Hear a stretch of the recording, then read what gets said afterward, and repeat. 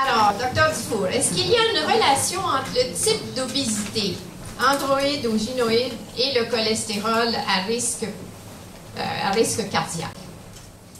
Alors, oui, on sait que l'obésité androïde augmente le risque cardiovasculaire davantage que l'obésité gynoïde, mais ce n'est pas directement relié à une augmentation du mauvais cholestérol qui est responsable donc de ce risque accru-là. Au contraire, je vous dirais que ce qui est, on n'en a pas parlé beaucoup, mais ce qui est plus associé avec l'obésité androïde, c'est une baisse du niveau de bon cholestérol. Donc, ce n'est pas non directement relié à l'augmentation du mauvais cholestérol. Si on a une question pour Nabil Seda, pourquoi au Québec nous avons plus de cholestérol ou de... Ça doit être assez ancien, ça doit être qu'on a hérité de migration de France. Les mutations qu'on a découvertes au début viennent de France, de Bordeaux, de Nantes. C'est intéressant que les pires mutations sont plutôt anglo-saxonnes. Nous n'avons pas beaucoup de cette mutation au Québec. Apparemment, on le retrouve surtout en Norvège et chez les Mormons, qui sont anglo-saxons. Mais ça doit venir de nos grands-parents, qui venaient, ou nos grands-grands-parents, ou vos grands-parents. moi c'est les pharaons, mais...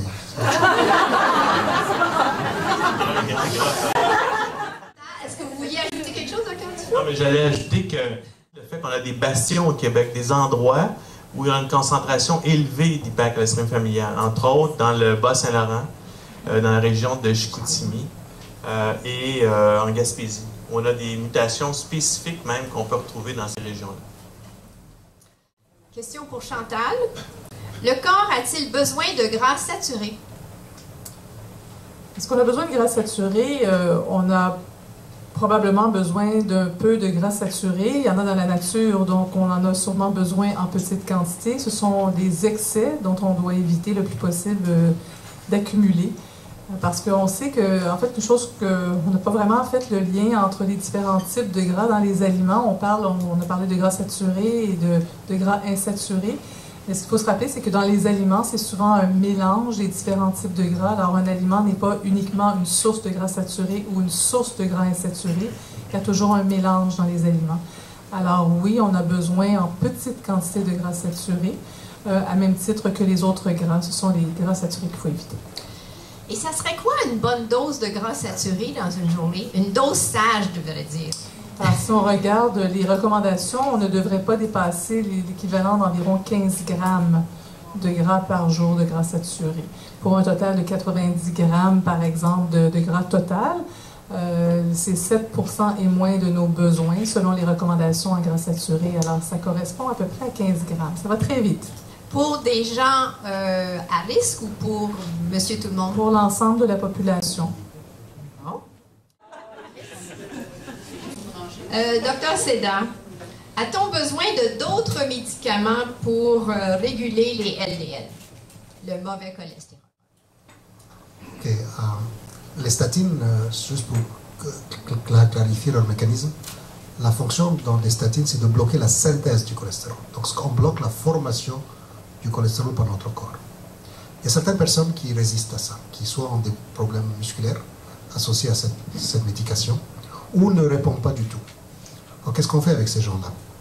Donc, à part l'exercice et la diète, qui clairement sont les premières pistes à suivre, il y a d'autres médicaments. Il y a les ITMIP, qui bloquent l'absorption du cholestérol par la nourriture. Il y a les fibrates. Et il y a maintenant, on espère bientôt, la PCSK9. C'est ce que nous avons. Merci.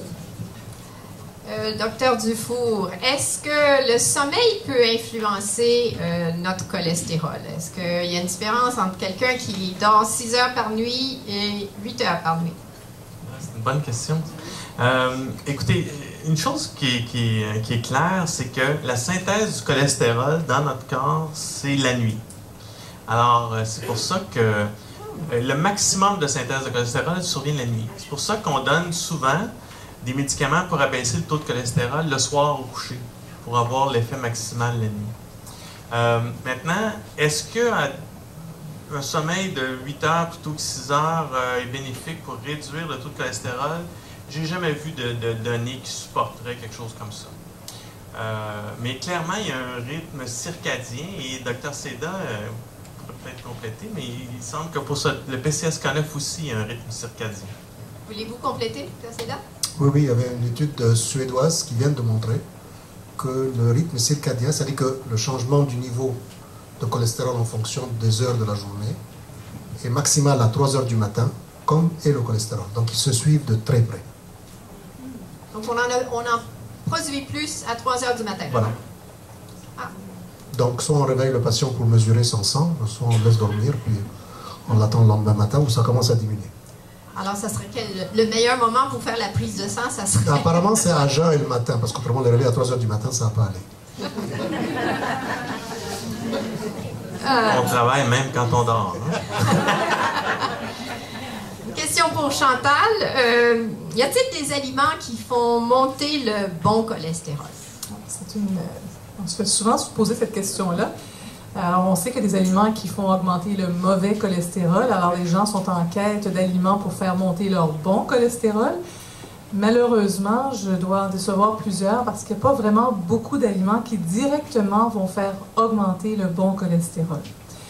Et souvent, la façon d'augmenter le bon cholestérol, c'est ma collègue ici qui en aurait la réponse parce que l'activité physique est une chose qui fait augmenter le bon cholestérol.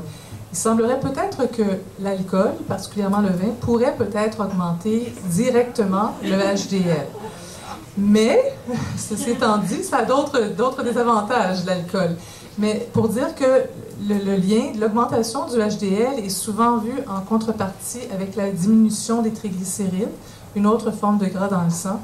Et c'est souvent, il y a des aliments qu'on peut manger qui vont faire baisser les triglycérides et qui à la fois vont faire augmenter le bon cholestérol. Alors, mais directement, qui va faire monter le HDL, le bon cholestérol, il n'y a pas beaucoup d'aliments, malheureusement.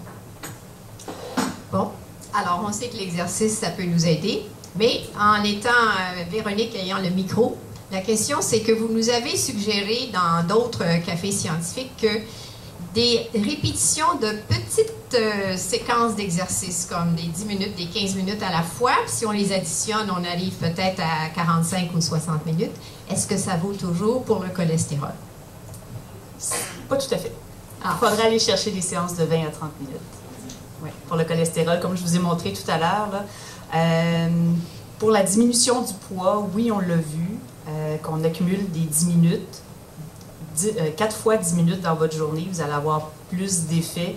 En fait, c'est qu'on demandait aux gens de faire 10 séances de...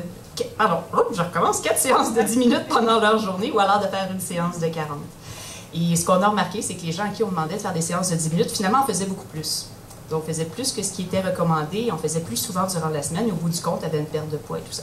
Mais si on regarde au point de vue du cholestérol, pour les recommandations, ce que j'ai vu jusqu'à maintenant, c'était vraiment des séances de 20 à 30 minimum pour avoir des effets. Mais 20 minutes, ça va. Au début, vous commencez à travailler sur votre hypertension, travailler sur votre poids, puis au bout de 20 minutes, bien, vous dites, je travaille sur mon cholestérol. Docteur Dufour, on a longtemps parlé du ratio cholestérol total sur le bon cholestérol, et là, on a notre facteur de risque. Est-ce que ça vaut toujours? Oui, alors le ratio de cholestérol total sur bon cholestérol ou le ratio de LDL sur HDL, c'est quelque chose qui nous prédit bien le risque cardiovasculaire, alors qui est très bon pour prédire le risque. Maintenant, la raison pour laquelle ce n'est plus un objectif spécifique de traitement plutôt que le LDL cholestérol, qui est l'objectif premier maintenant, c'est parce qu'on n'a pas de bonnes études qui nous démontrent lorsqu'on a diminué beaucoup le LDL cholestérol, de diminuer le ratio ou d'augmenter le HDL cholestérol en surplus nous apporte des bénéfices supplémentaires. Alors, il y a des études en cours qui vont peut-être nous montrer ça, mais on n'en a pas suffisamment. Et vous savez que la médecine, ça fonctionne avec ce qu'on appelle la preuve par évidence. Il faut qu'on ait des études qui supportent ce qu'on avance. C'est pour ça qu'on a un institut de recherche pour le démontrer. Et donc, tant qu'on n'a pas ces évidences-là, on n'a pas de raison de le proposer.